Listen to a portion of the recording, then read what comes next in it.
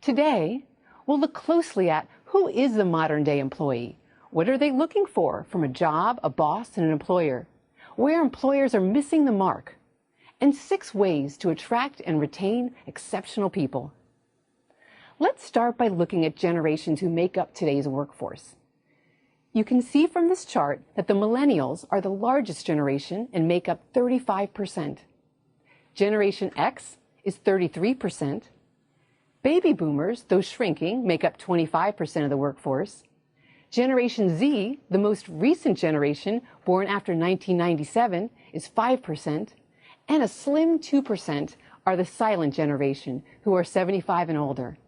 We know that today, over half the work population is made up of millennials and Generation X, and that by 2025, 75% of the global workforce will be comprised of millennials and Generation X. So now let's look across the generations at our growing population of millennials, Generation X, and Generation Z, and let's look at their common characteristics and values. Number 1, today's worker is tech savvy. They're comfortable using multiple devices, most often at the same time. Smartphones, tablets, laptops, no problem. Number 2, they're independent and resourceful, and I love this about them. If they don't know the answer to something or they have a question, they just look it up on their own. They don't mind, right? They look online if they want to learn a new skill. They go up to a YouTube video online, right, to learn something. I've actually seen, different generationals wanting to learn to tie a tie, and they'll actually put up a YouTube video and teach themselves, put on makeup, whatever it is, this generation will teach themselves. And when something goes wrong, especially when it comes to their technology, they don't call the IT department to help them get it fixed. Their first instinct is to search for resources to solve the problem themselves. In fact, many of us in the baby boomer and traditionalist generation will ask our kids, ask the younger generations if we have questions. And then at times they joke back with us saying, you can just look it up, right? It's all on the internet. 3, they want to have a positive impact on the world in small ways like recycling, volunteering in their community, as well as in making a larger impact on the world or the environment. Some interesting statistics. 94% of them want to use their skills to benefit a cause. Wow, 94% want to benefit a cause. 89% expect employers to provide hands-on activities related to environmental responsibilities in the workplace. 83% wish their employers would provide volunteer opportunities that they could do with their family and friends.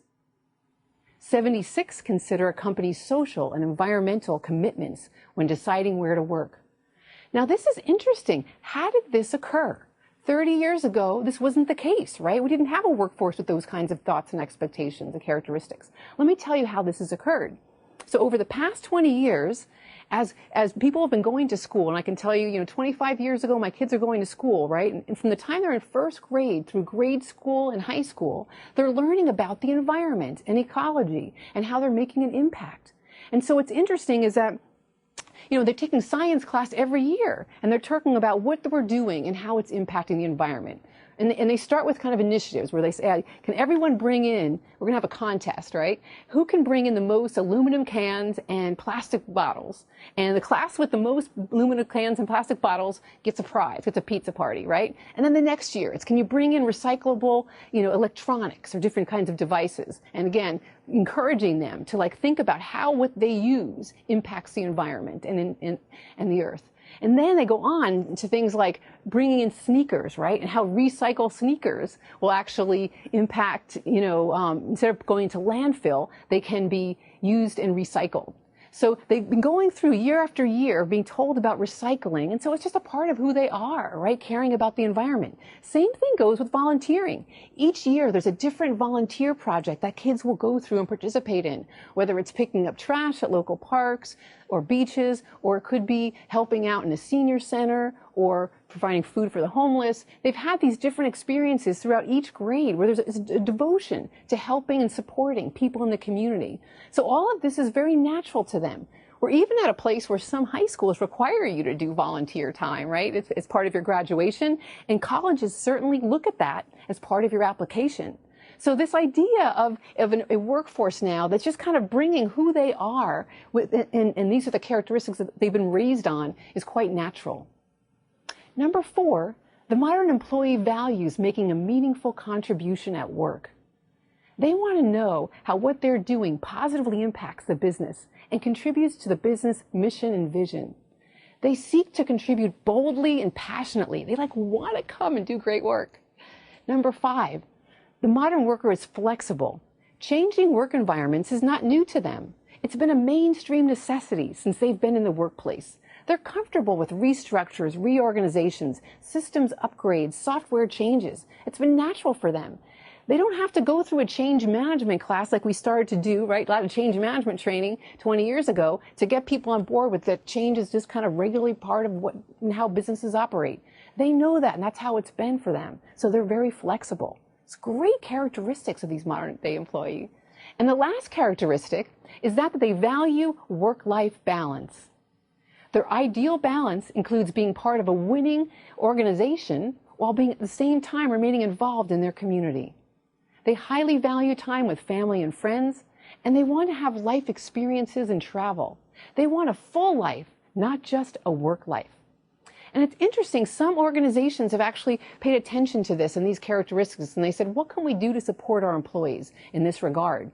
And there's an organization called Casa de Luz, and what they do is they bring teams of employees and groups down to Mexico, and they actually build a house in the course of a weekend.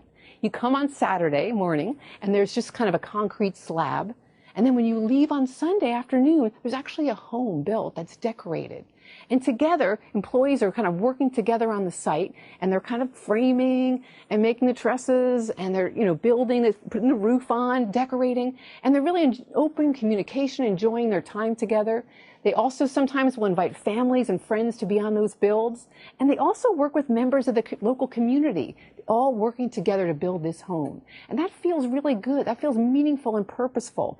And they're even working alongside the family itself that's going to be moving into the house. And I remember myself, working on painting the home with a little 10-year-old son that was painting his room. And so employees have this experience together.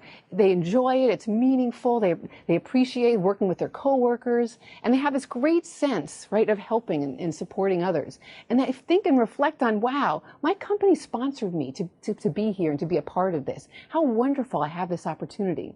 Some do it on an annual basis.